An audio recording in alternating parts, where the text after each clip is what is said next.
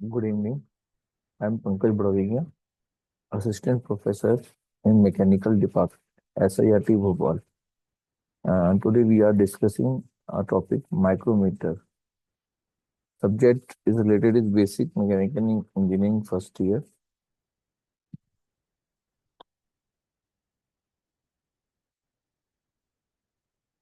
A micrometer is an instrument used for measuring the linear dimensions such as diameter, thickness, and length of solid bodies. Basically, it is a screw with an accurate constant pitch.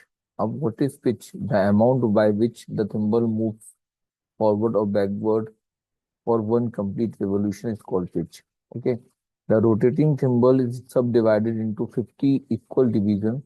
The thimble passes through a frame that carry a millimeter scale graduated to 0.5 mm. The jaws can be adjusted by rotating the thimble using the small ratchet knob. The thimble must be rotated through two revolution to open the jaws by 1 mm. It means आप ये diagram देख रहे हैं, ये micrometer का diagram है। Generally ये micrometer हम लोग इंडस्ट्री में यूज करते हैं किसके लिए? डायमीटर मेजर करने के लिए, थिकनेस मेजरमेंट करने के लिए, किसी भी बॉडी की लेंथ मेजर करने के लिए। अब कैसे मेजर करते हैं?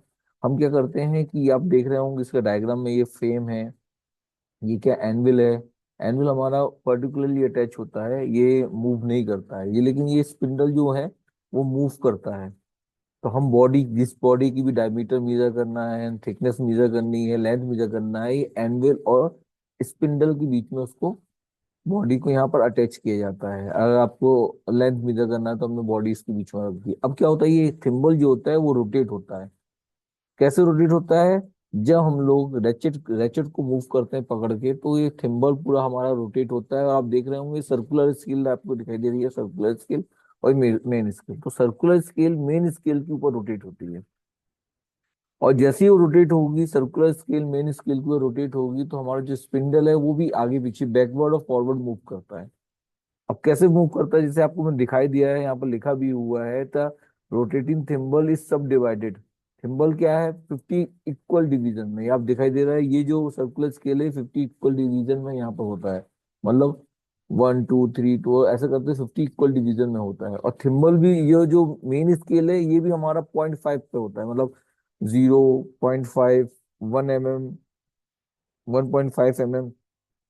तो क्या होता है, एक अगर थिम्बल हमारा एक कंप्लीट रोटेशन करेगा, तो हमारा जो सर्कुलर स्केल है वो आगे की तरफ हमारा 0.5 mm आगे बढ़ेगी। तो कुल मिला के अगर हम दो रोटेशन, हम लोग थिम्बल की दो रोटेशन करेंगे, लास्ट लाइन में लिखा भी है, तो thimble must be rotated through two revolution. तो हमारा जॉर्ज जो है, ये कौन से जॉर्ज? जो स्पिंडल्स ये है, ये हमारे क्या 1 mm आगे बढ़ेंगे। तो आपको समझ में आ गया होगा। पार्ट्स कौन से होते हैं? एनविल होता है, स्पिंडल होता है, मेन स्केल होती है, सर्कुलर स्केल होती है, थिम्बल होता है, रेचेट होता है। ये तो पार्ट्स हो गए हमारे। और कैसे मूव करते हैं वर्क, आपको भी थोड़ा समझ में आ गया होगा। तो हम चलते हैं सेकंड, हमारे थर्ड स्लाइड पे चलते हैं। ये है main parts of the micrometer frame. It is a C shape body that hold the anvil and barrel in constant relation to each other. The frame is heavy and has high thermal mass. To prevent the substantial heating up, it is covered by insulating plastic.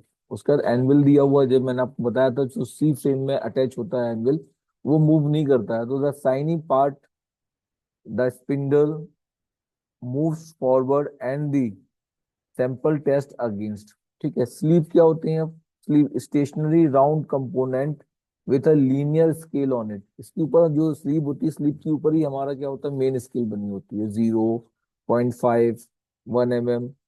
Screw जो होता है, sleeve के अंदर हमारा एक screw होता है, that is the main body of the micrometer. Screw में found inside the sleeve and is consider the heart of the micrometer. ये डिपेंड करता है कि म- जो हमारा स्क्रू है उस पर डिपेंड करता है कि हमारे माइक्रोमीटर का लीस्ट काउंट क्या होगा। या एक रोटेशन पे हमारा वन, अगर थिम्बल हमारा वन रोटेट कर रहा है, तो हमारा माइक्रोमीटर में फॉरवर्ड और बैकवर्ड हम कितने एमएम आगे बढ़ेंगे। जैसे जो स्क्रू यहाँ यूज कर रहे हैं, जो पर्टिकुलर जो मैंने आपको बताया, इसमें 0.5 mm one complete rotation of thimble पे हमारा जो हम जो आगे की तरफ फॉरवर्ड की तरफ बढ़ेंगे वो 0.5 mm बढ़ेंगे। इसका मतलब स्क्रू क्या है हमारा, 0.5 mm पिच का है हमारा। लॉक नट प्रोवाइड होता है, जैसे मैं आपको डायग्राम में दिखाया है, ये डायग्राम आपको देख रहे होंगे।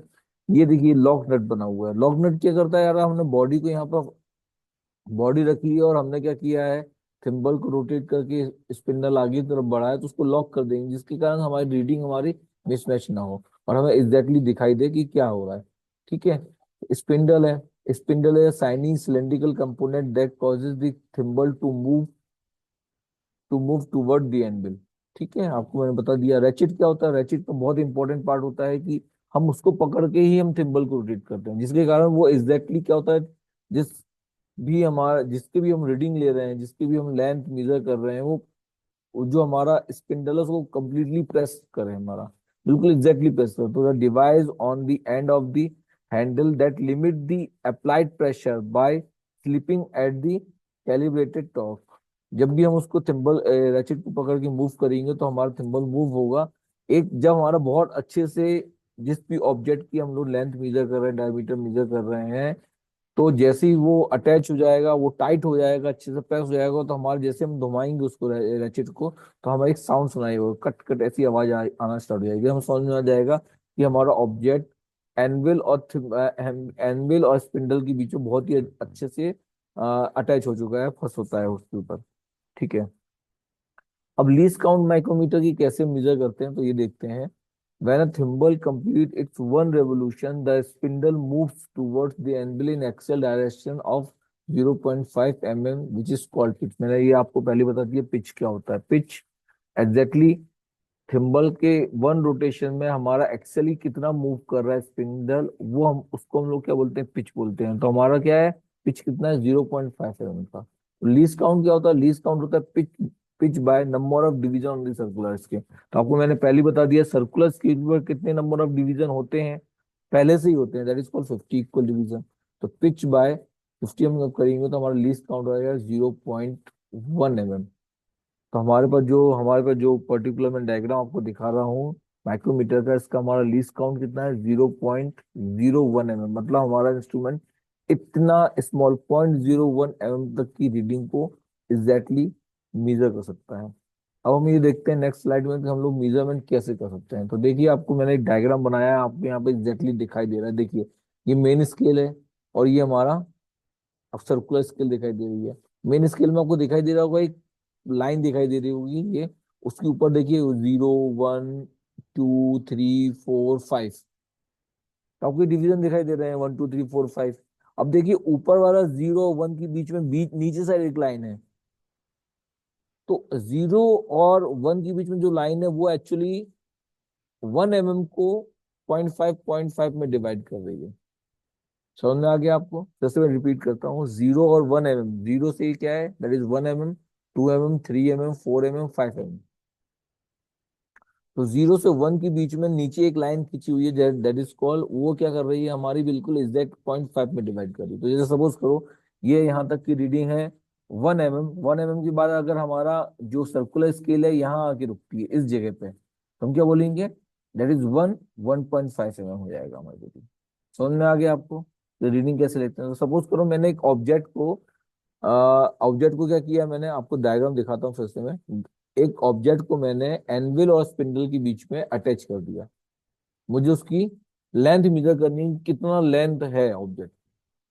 मैंने क्या किया, मैंने सर्कुलर स्केल को, मैंने थिम्बल को रोटेट किया और स्पिंडल को एनविल की तरफ मूव किया। ऑब्जेक्ट बहुत ही अच्छे से टाइट हो गया स्पिंडल और एनविल के बीच में। अब मुझे ये देखना है कि उसकी लेंथ कितनी है।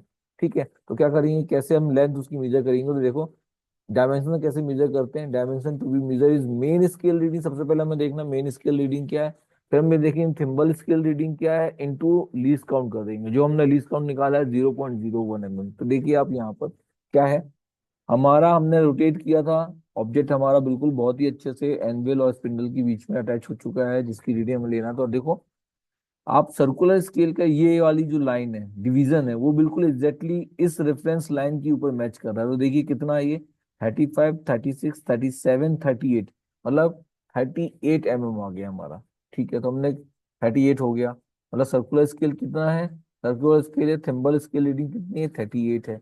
अब मेन स्केल रीडिंग हम देखेंगे तो यहाँ देखो, 0 1 2 3 4 5 6 7, 7 तो मैं समझ में आ गया। और 7 के बाद आपको दिखाई दे रहा होगा, 7 के बाद यहाँ नीचे वाले में आप देखेंगे 0.5, मतलब 0.5 mm लेंथ, मतलब 7.7, यहाँ देखिए 7 प्लस 0.5, तो 7.5 हमारा ये मेन स्केल रीडिंग आ गई। समझ में आ गया। मेन स्केल रीडिंग क्या है, 7.5, मतलब 0 0 1 2 3 4 5 6 7, और प्लस 0.5, तो 7.5 आ गया। प्लस थिम्बल स्केल रीडिंग है, थिम्बल में देखें, थिम्बल मतलब सर्कुलर स्केल रीडिंग, तो क्या है, 35, 36, 37, और ये 38। 38 की जो लाइन डिवीजन है हमारा, वो बिल्कुल रेफरेंस लाइन के ऊपर आ रहा है, तो हमने लिख दिया thimble scale reading is 38 mm into least count कितना है हमारा स्केल का, 0.01 mm। जब आप क्या करेंगे, 7.5 प्लस ये 38 mm इंटू 0.01 mm से जब आप इंटू करके प्लस करेंगे, तो आपका क्या आ जाएगा, 7.88 mm। मतलब आपका जो जिस भी ऑब्जेक्ट की आप लेंथ मेजर कर रहे थे, उसकी जो लेंथ है वो 7.88 mm है। तो आपको समझ में आया कि हम माइक्रोमीटर को कैसे हम लोग रीडिंग लेते हैं, कौन कौन से पार्ट्स होते हैं, और माइक्रोमीटर की एग्जैक्ट डेफिनेशन क्या होती है। Okay, thank you. That is the end point of